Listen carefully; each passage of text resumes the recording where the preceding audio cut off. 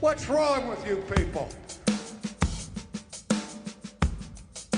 Welcome to Not Another Baptist Podcast. And today we are actually recording this on October 18th, and this is going to go live well after the series between the Texas Rangers and the Houston Astros is over.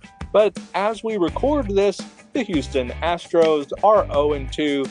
Ergo, I decided Kyle Bierman was not allowed onto the show because I don't want to listen to him. So instead, I decided, hey, what we haven't talked about in a long time is church planting. And so I thought to myself, find the leading church planting expert in Texas, the greatest state in the republic, and ask him to come onto the show. And Aaron Clayton was unavailable. And so we're stuck with Jason Crandall. Jason, welcome to the show. Jason, how are you doing, my brother? And just, hey, introduce yourself, who you is, a little bit about your family, and maybe what your title is, what you do there with church planting here in the great republic of Whataburger. Yes. Thanks, man. Thanks for having me on the show. I am a Texas resident. I have now lived here longer than I've lived anywhere else. I'm originally from Michigan. I didn't get here as fast as I can, but I'm really glad I got here now. Yeah.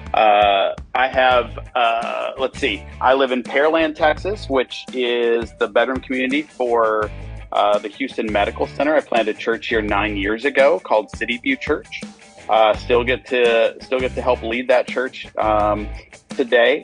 I have a lovely wife, Allison, who's an Aggie. And then I've got 3 Texan kids, Jason Crandall Jr. We call him Drew, though. That was the deal. If I got a junior, then we had to go by his middle name. So Drew, he's 15, learning to drive. And number 2 in his high school class, his sophomore class. Blaze Owen Crandall is 12, a green belt in karate, and being promoted soon. And then Judson Lewis Crandall, he is 10, and he's trying to look like David Beckham both on the field and off. So we are, and then I'm the Send Network. I'm the Send Network church planting leader for Texas. So that's my title, which means I get to work with church planting all throughout the state. And I'm sad that Aaron Clayton couldn't be here, but I'm glad I get to fill in for him today. Yeah. Well, I will have to add, your son is number 2 in their class. All 4 of my girls are number 1. Oh, well, you win. Yeah. 1 out of 1 in each of their classes because they're homeschooled, but still. They're both first and last in their class. They're both last in their class and first. But anyway, if you are called to ministry, then you are called to prepare. And at Southwestern Seminary, you will be equipped to serve the Lord in any context, including a bedroom community for Houston. From pastoring a church to serving on the mission field, or in this case, church planting, on campus, you will find knowledgeable professors with decades of experience in their fields. And in the surrounding area, you will find a multitude of opportunities to serve the Lord in the community. And the best way to discover if Southwestern is right for you is to come and see for yourself. Visit swibbits.edu and find out more about a great college. And because of the cooperative program, is actually very affordable for you to attend. So, Jason, thank you for coming on. Maybe by the time this goes live, the Astros will be in the World Series. That'd be amazing. That'd be amazing. That would be wonderful. Go. I mentioned a moment ago in the ad copy about the cooperative program. We've talked a lot on this show about the cooperative program, and on the Potluck podcast, a lot of times about the levels of cooperation that we have. I'm an associational missionary. Kyle works with NAMB, my co-host, and then we've got 2 pastors on the Potluck podcast that are very active in the state and the local associations where they live in Alabama and North Carolina. And so we've talked a lot about that. And so the cooperative program, of course, on the seminary side, you get to go and get a world-class education for half. And it's already cheaper than many other institutions and infinitely better. I'm just saying. And the best one is in Fort Worth because it's in Texas, just by virtue. I'm a receiver. Yeah. But so we've talked about that. Also, when you give your tithe to First Baptist wherever, most churches, maybe 5%, 10%, 15%. Mayhill was 15. I think First Farmersville is a flat 10. Many churches are somewhere in there. And so a dime or 15 cents or 5 cents or whatever, every dollar goes to your state. Your state then have different percentages. Some of them, range around 50%. I think the SBTC, I remember, is like 53 or 55. It's somewhere in there. I think it's 55. I think it's 55%. Yeah, North Carolina is right up there, if not right above that. And so there's several states have at least, usually a 50-50 split, some more, some less. Well, when they get that check, it obviously funds some of the ministries that those states have on a state level, usually like college ministries, sometimes colleges themselves, the different church planting catalysts that they may have, or in the case of SBTC, also church revitalization gurus, all of that. And so we're big fans of Anthony Swada. The BGC also have Jonathan Smith. And so there's all of that kind of stuff that happens in the state.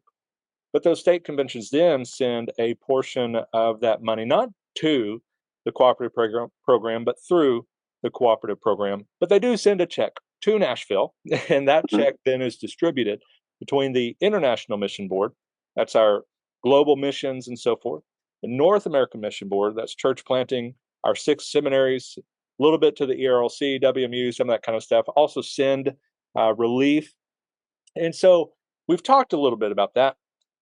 And I thought it'd be great to talk through church planting in general, because that's the one that probably all of us in our churches are going to be closest to, because all of us are going to be near a church plant, maybe hear of church plants in our association. I know, like somebody like myself with the association that we're in, Collin County, this is one of the fastest growing counties in the country. And as it stands today, we don't have the churches that we needed like 20, 30 years ago. There weren't. Right. The churches that we have now, even going back 20, 30 years, it wasn't enough then. So it's certainly not enough now. We haven't caught up with the growth.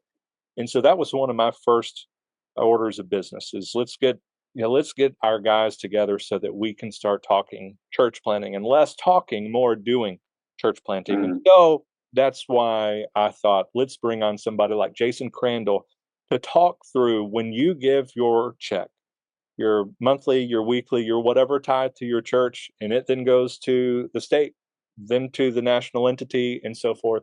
This is what happens next. And so that's what we're going to talk about today. And so, Jason, thank you for being on.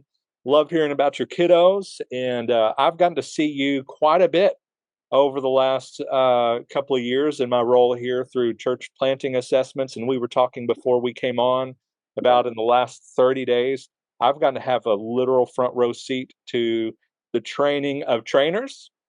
When I was trained and certified, or I got a certificate and everything. Be a trainer for the trainings that we do for church planting. I've gotten to be an assessment guy with communication, or this recently as an assessor coach. And then I got to go to a Send Network gathering here in Fort Worth and hang out with you for a couple of days. And so we see each other a lot. And I just was missing you. So I thought, let's bring you on the show and make it like 3 weeks in a row that we get to hang out. So let's talk. I love it. Somebody gives their check. It goes to the state. It goes to Nashville. And then it goes to NAMB. Kevin Ezell walks to, First National Bank, checks it, cashes it. Now what? What's next? Before we get into that, let me just say how much I love the cooperative program real quick. I grew up in Detroit, Michigan, Independent Baptist Church, great church, loved me, loved our family well. But we would always see these missionaries coming on deputation. And I don't know if everybody knows that word, but deputation is you're going church to church trying to raise money to get on the mission field. And I always felt like that was a little silly. And I didn't know anything about Southern Baptist World. But as soon as I found out about Southern Baptist World and I heard about the cooperative program, I said, that's for me, that we could come together as a group of churches focused on mission for the sake of ministry and gospel saturation throughout the United States and the world, I just thought, man, this is what matters. We need to see kingdom advance. This is amazing. So I'm first of all, huge fan of the cooperative program, not only because I'm employed by NAMB, but also because we've just seen the power of it. Yeah. So Kevin goes to the bank and cashes this said check or puts it in the bank, and it gets distributed, and this funding goes to help catalyze church planting throughout the country, throughout North America, Canada, United States. And we get a small portion of it here in Texas, and we get the opportunity to see churches planted. So what does that mean? It means that we work with the local church. We work through the local church. I always say we come alongside the local church to help them plant churches that they want to plant. So that money goes to training. It goes to assessment. It goes to coaching. It goes to the care elements of the larger system of church planting throughout our state. Awesome. And so I'm the pastor of First Baptist wherever, and I've got a young man. Maybe he's been teaching Sunday school for a while, and one Sunday I'm preaching about the need to make disciples here, there, and everywhere, and then I take a moment in the invitation to essentially make a plea for people to surrender to the ministry. When I grew up, that was the norm, and we've talked about this before on the episode. When I grew up, that was like part of the invitation. If you want to give your life to Christ, you need prayer, or you feel called to the ministry and want to serve the Lord as a missionary or whatever, come forward. And we've kind of moved away from that. That's a topic for another day. But anyway, you do that, and this young man comes forward and feels called and shares with you that I think God is calling me to be a church planter. And let's just say this guy's name is Joe. What is the pastor's next step at that point? So Joe's thinking about planting. That's a big deal. One of the first things I'd love them to do is talk to somebody like me. We're called field missionaries, church planting catalysts, in order to kind of start to figure out, all right, where is he? What does his development need to look like? Because everybody is kind of is a little different in the way that they need to proceed through the process, and we want to make sure that our planters are getting some good stuff in there. One of the things that we can do is we have the opportunity to kind of set up these they're called residencies. At our church, we kind of call them a missional pathway that will lead to a church planting residency. And we have some experts who work kind of in our region who can help every church set up this kind of a residency.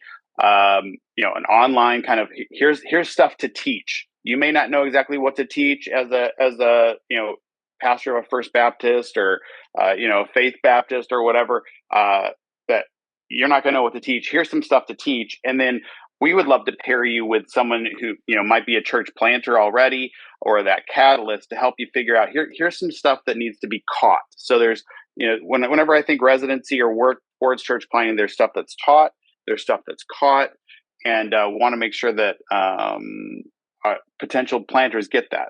Once they kind of get some level of understanding. Let me go back. Even before that, this young man who wants to plant a church, one of the things that I challenge guys to do is learn and pray. So I'm going to give you some books to read and a book for your wife to read, just some stuff to look at so you can kind of get a feel for what this is all about. And then I always challenge guys, if they're considering this call, to spend a significant amount of time. I usually suggest about 6 weeks to pray about it and bring in other people, mentors, leaders in your life that will pray with you about this same thing. Because church planting is the best thing I've ever done, and it's the hardest thing I've ever done. And when when you're walking through those hard moments, sometimes I call it the fog. When you're walking through the fog of why is this going the way it is? I don't understand it. You need something behind you that where you're called to it, where this affirmation, confirmation has come through in your own prayer life and through the counsel of godly other men and women to speak into your life there. So even before the talk caught piece, some prayer time, some preparation, some thinking through that time. Then the caught taught piece. Then then you kind of start walking the road towards assessment, and that assessment is an amazing process, and I'm super thankful for that. It is. I've been babbling, so is that what you need? Yeah, that's 100% what I need. And so, kind of that gets us up to or getting towards the assessment process. And so, kind of let's talk through that a little bit. So, Joe has stepped forward at the at the church and surrendered to ministry. That's been confirmed. Maybe even already got a license for gospel ministry. Begun to maybe preach a few times at church, and gets those books, and he's reading what you've recommended, maybe along with the pastor, and talking through this, processing that, getting coffee with you occasionally. You probably connect him to another church planter in the area. They start dreaming together, thinking about it, maybe even start thinking through some locations right across the street from First Baptist, wherever. That's usually the biggest goal. That's all. I'm just kidding. Right across the street. Yeah, feel called, that kind of deal. And all of that's confirmed. Yes, this is what God is leading us to do. And so you get them then on that pathway that you've talked about. And so I know, starting from the assessment on, so to speak, and I'm getting a taste of the cohort side. Sometimes through the assessment, there's certain things that a church planter still needs to work through before they are fully going to be sent onto the field. And so I kind of know that part forward. I'm not an expert. That's why I brought you on. So let's talk about maybe the steps that lead up to that, and then walk us through the assessment and kind of what you're after there. And, even if you can, I don't know if this is like confidential, but if you could walk through like the red, yellow, green scenario. Sure. Yeah. What happens when Joe gets there? No issue at all. Yeah. So Joe starts walking this process towards assessment. And I always warn guys, what that generally means is there will be paperwork. You are going to have to do some stuff. And when I say we're not sending you papers, it's an online platform, that kind of thing. And it happens in 3 phases. And I don't know how detailed you want that, but I can give you just the 30-second overview of it. Is that there's kind of 3 phases there. There's an application and some reference checks and a background check early on. And then secondarily, there's this pre-assessment phase where you're going to walk through personality profile and marriage assessment and a longer form profile. And then one of my favorite parts of this is getting 6 observers for both the planter and his spouse. So getting both of them to have 6 people that looks into their life and spend some time. It's about a 60 to 90 minute assessment that we ask those observers to do, so that we can get a real good look at this planter as best we can. And then after that, stage 3 is questionnaires. So I always tell guys, what you've done up to this point is kind of the radio button deal, the somewhat agree, the agree, the disagree, whatever that is. And this gives us an opportunity to hear from you in your own words. Yeah. And so there's 5 for them and 2 for them. That's the boring stuff. That will help us get you invited to a assessment retreat. The reason I love our assessment is because I didn't have much of one. I sat down, I had a coffee cup assessment with a guy who'd never planted a church before. And then at the end of that conversation, he said, "All right, you're approved to plant." And I just felt like, I don't know what I'm doing. And is this the right process that this should be going through? And so this assessment allows us to really get to know the planter, and the spouse. I really want to emphasize that the spouse matters so much in the planter's calling. We want that wife on board. We want that wife in, because it's a family calling, really. And then as you get to assessment, this assessment is going to cover multiple areas. It's going to look at the emotional, spiritual health, the planter and wife. It's going to look at the family dynamics of how that family's processing this call. It's going to look at specifically calling. And it's going to look at your leadership. It's going to look at kind of missional engagement, which is basically think evangelism and discipleship. What's your plan for how this works? We're going to hear you preach. We're going to have a separate spouse interview so that wife can sit down with another wife and just talk about what it means to be a planter spouse in that time. And the process can sound assess. We call it an assessment retreat, and I always joke and say one of those words is true, because it is an assessment. It doesn't feel a whole lot like a retreat, but we do hope that it is life-giving. We aren't going after any gotcha moments. We're not trying to pound in and hurt anybody's feelings. We want to sit there and help you, propel you forward. And we also want to make sure that we're stopping guys that need to be stopped so they don't make a shipwreck of their lives. That's really some of the heart behind the recommendations that come out. And there's 3 different recommendations. The first one is a redirect. Some might call it a red. That's kind of the general. We have like a traffic light kind of idea in our heads. And the redirect just says, "Hey, take it off the table for now. This is not right for you. There's some flags that we really want to see you take care of." Yeah. A yellow is a development needed, and that could be anything from, "Hey, you need some more. You need a bunch more preaching reps. Hey, we found some things that you may need some more counseling. You may need to just clarify your calling a little bit." Those kind of things that there might be some timeline as to when a reassessment might need to happen. The big idea is, hey, we see a lot in you. We see the opportunity for you to plant here, but there's some stuff that we've just seen through our experience that would say, hey, slow down a little bit, pause, let's get these other things taken care of. And then a ready doesn't mean anybody's the Apostle Paul or Barnabas going out to plant churches. You know what I mean? They are going out to, hey, ready means we see in you, the characteristics necessary to go plant the church, and we're ready to get behind you. And officially what that means is you're approved into training. Like you're ready to walk into training. Now we'll let you go plant the church while you're going to training, but that training is what you talked about, Matt, that cohort that you went through. And that Send Network training cohort is man, it's amazing stuff. And I'm so thankful for associations like yours that have hopped on and just said, hey, we want to learn this.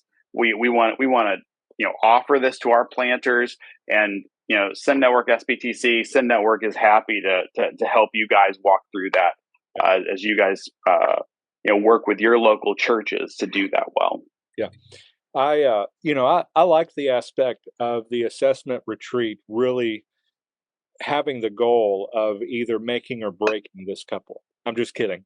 That's literally the opposite. And I'm so glad that you touched on that, is because there's a whole lot of intentionality that goes into every single aspect of it. And I still remember my first, when I was all excited about, the after party. I was thinking, oh, we're going to go out to like Uncle Julio's or something, go out to eat and have fun. But no, we sit in there with all of the other assessments. And so I loved it, because we all were so narrowly focused on what we were, brought there to look at. In my case, it was communications or the preaching component. And I still remember my very first one, when I had heard like 6 sermons about the older brother or whatever, prodigal son, I think it was, and being like, is everybody like feeling led to preach this text? Like, I didn't know there was like a few that they could choose from, but literally everyone had preached the same one. I think it was a prodigal son. I was like, man, I really know this text now. But anyway, you come in and I only know that. I've only looked at that. I haven't looked at whether that couple has a great marriage or has a great vision, or I only know that that guy can preach or he can't preach. And so I go in there and I'm like, man, this dude is like the next Adrian Rogers. And then the next person's like, but they have no vision or whatever it was. And Yeah, so yeah, you then kind of take those hats off and you look as a team and say, does this guy have each of these, 5, 6, 7 components or whatever? Are they all there? Or like you said, are most of them there, but there's some that really need some fine tuning and strengthening. Yeah, let's get them some more training or some certain books or even a marriage retreat, whatever it might be. yeah, Or hey, we start going through this stuff, and man, this guy could preach. He needs to be a pastor of an established church. The church planting really isn't for him. The other thing that we've talked about often in our conversations in those meetings is how many times we might be sensing that, but that planter himself or prospective planter realizes that through that process and yeah. essentially that call before we even give them a read or anything else. It's like, hey, Right. this Yeah. really realize this isn't for me. And so I just want to say, as a church member, just taking off my associational leader hat or even as an assessor, as a church member, knowing that the North American Mission Board thinks very carefully about how and what and who they're sending through and ultimately giving funding to and so forth. That really matters to me Yeah. because then I know what I'm giving to, or rather through, is funding things that align with me doctrinally, Mm, ecclesiologically, all of that kind of stuff. And so that really matters. So I'm grateful that it's not just checking boxes, but that you're making sure these guys have high quality marriages and leadership, that they have the best possible chance to succeed based on who they are in the first place and their marriage and everything else they're planned. And then comes maybe the next step that you can talk about assessment. They go through their even the cohort, or they're ready to go, whatever, but they've launched and it's Easter Sunday or whatever. That's a great day to launch a church, or any Sunday, whatever. But anyway, whatever Sunday it is, if they've done their preview services, all of that kind of stuff, they're getting funding. How does North American Mission Board come alongside of that church planter at that step? yeah, man. Great question. And one more quick thing about the assessment that you just mentioned there is it is a joy to see the unity that comes together um, from each assessor and the love that they have for each candidate. Mm-hmm. Whereas they walk through it, these assessors, we get to choose. We have great ones here in Texas, and thank you so much for pouring in, Matt. That matters so much to us, and we want those candidates to feel loved even while they're being assessed. And then, man, I've seen so many times where we're seeing kind of a hard situation develop, and just the assessors just saying, hey, can we just stop and pray for this couple in the middle of the after party? Because it's not a matter of, hey, we want to, we just want to get them. No, it's we care for them. We know what they're walking into. Our assessors are at least practitioners in their field, and usually practitioners in the church planning world, and so they know the entirety of this of what they're walking into, and there's just a huge amount of care. So that's true throughout Send Network on our assessments. Super thankful for that entire team. I want to point out with that too that from the very first moment of that, we have to get there early so that we can get all of our ducks in a row, so that we can go out and meet them at the door. Right. We have some stationed in the hallway, because these guys are coming into the great unknown. Right. They come in and immediately are often embraced, fist bumped. Hey, I'm rooting for you. Excited you're here. Because it is somewhat like kind of that freshman going into the high school for the first time, a little nervous, but you kind of have those upperclassmen, instead of waiting for you to mess up or whatever it might be, being there to pat you on the back, say, hey, It's going to be a great time. Yeah, And you just got it. without it, there's so much intentionality around. We are developing, like you said, relationships with these guys. We're not in our little, cluster over here talking Right. about them and whatever, but you have us spread out at tables. We're intentional about the time that we spend with them. And so kudos to that. I know that's Yeah. all your idea. So thank you for doing I that. mean, it was completely my idea. I mean, I developed the entire system. It's 100%. it's So, me. but yeah, I'm so not the problem. from there, walk us through how NAMB kind of comes Yeah. alongside after that. Yeah, so NAMB, there's a few different things, and we'll just kind of categorize it as resources. Resources are the training. So Send Network training is required of all of our planters, or its equivalent, within the first 2 years after their endorsement. So once they finish it, if they haven't already had it, some guys get it as a residency program before they get to assessment, and it prepares them really well. But if they don't, then we require within the 2 years after assessment, so that they can be in this cohort of other planters who are kind of in similar stages, learning different characteristics. So that is one resource that is incredibly valuable. It's not a weekender; it is a 9-10 month program generally, where you're going to spend a few hours together, go home, you're going to have some work to do. Around church planting, around those topics that you need to be working on, and then come back together and kind of, it's facilitated by someone like Matt or your guy up there, Ryan Ross, who's going to help them walk through that stuff. The next thing is Send Network Care, which is amazing. The care team at Send Network, and then at Texas, we have another care.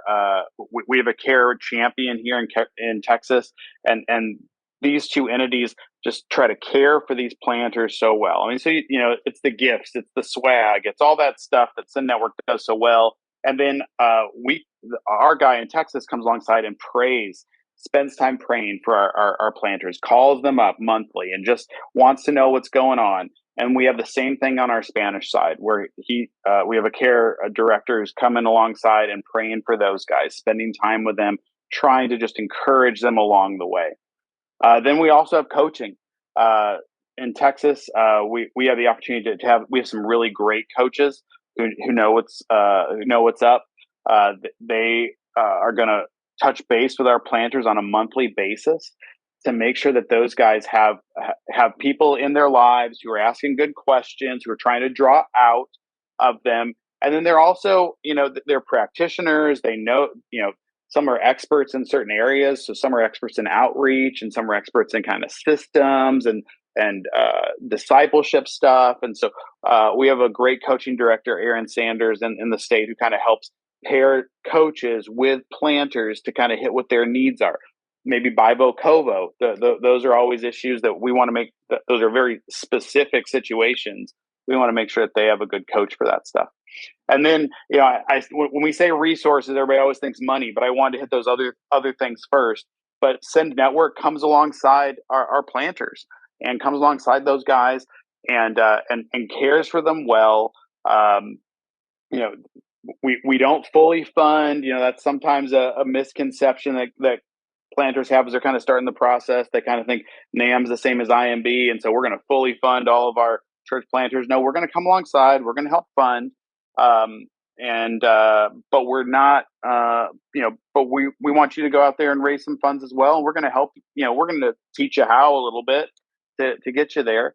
And then one of the coolest things that I love most recently is the planter benefits that have come online because of Annie Armstrong Easter offering. The success of the Annie Armstrong Easter offering, it gives the planter and his family health insurance for 1 year through Guidestone, a retirement account through Guidestone, the opportunity to get a website with online giving through Tithely, I believe, and then bookkeeping. Man, that's planters never want to think about the accounting of what blah blah blah, the business side of blah blah blah, but bookkeeping is a hugely important thing that we've seen we've seen NAMB come alongside with this opportunity to do some bookkeeping for these planters, and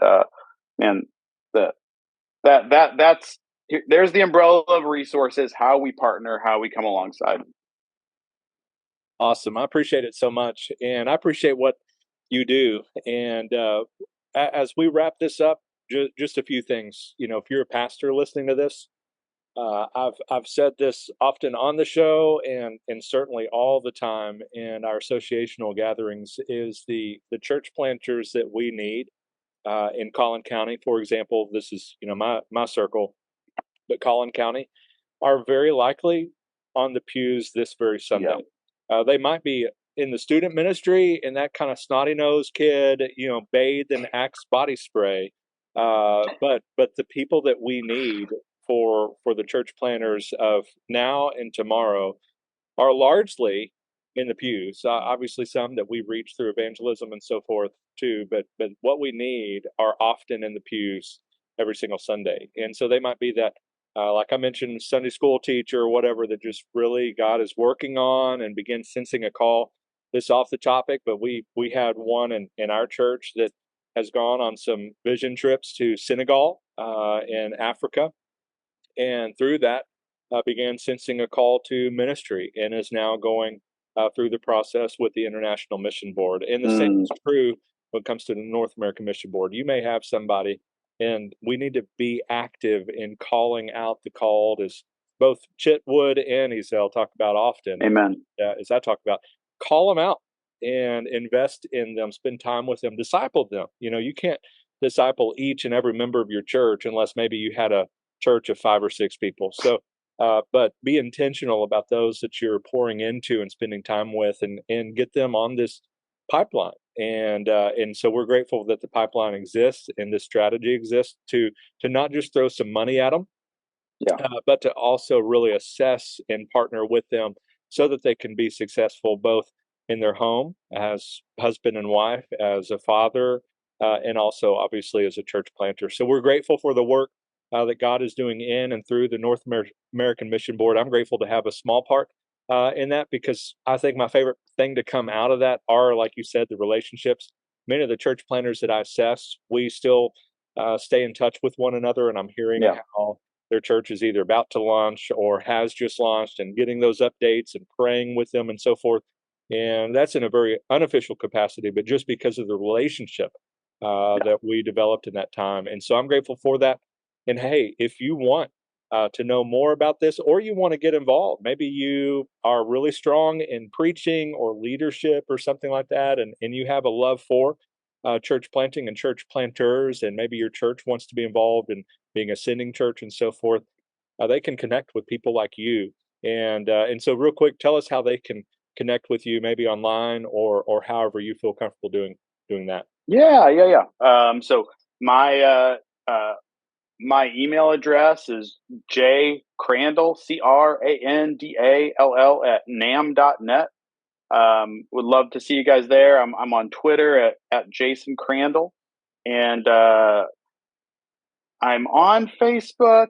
My Facebook was recently hacked and fully taken over by bots, and so I had to restart and redo a new one. So I'm there. Careful which one you're trying to get to. I'm still in the middle of Facebook trying to sort all that stuff out. And so that's where I'm at. Happy to help in every way that I can. Would love to connect, and even if you're not in Texas, I can direct you to the right people, get you connected to the person in your state or in your local area that would be able to help you the most. Man, I believe in what we're doing, that we're advancing kingdom, that we're seeing people come to know Jesus through church planting. And so if I can help in any way, please let me know. I'm there. Awesome, Jason. We appreciate what you're doing, what guys like Aaron Crandall, Julio are doing, and many others. I'm grateful, obviously, for Ryan Ross in our own backyard, how he is leading the charge here. But Pastor, know that as your church gives so generously, lives are truly being changed across the globe through the International Mission Board and obviously the partnership between NAMB and the IMB and Send Relief. They're already on the ground feeding and helping and the Ukraine and Israel when disaster strikes. Obviously for church planting, as we've talked about here, for seminarians that often will end up either pastoring down the street from you or planting a church nearby. And so we're grateful for all of that. Know that money is being stewarded well and with intentionality, which I think is very key. It's not passively kind of like you said, just, hey, I think you can do it, good luck, but very intentional in each and every part of the process. And so we're grateful for that. So keep funding it so that we can keep doing it. And also, of course, we can't fund anything if we don't have candidates. And so I'll have to call. And so we're grateful for you. Thank you for listening in. Jason, love you, brother. And I think I can still say go Astros, even though at this point we're either in Cancun, at least the team is, you and I won't be, or probably in Philadelphia for a rematch. Philly's looking good. They're looking really good, and I'm not feeling I think the heartbreak of losing the World Series is maybe worse than the heartbreak of losing the ALCS. So I'll let the Rangers get throttled by them. That's okay. But anyway, grateful for you, and I'll still say go Astros. But until next time, may your coffee be as black as night and as bold as the gospel we declare. What's wrong with you people?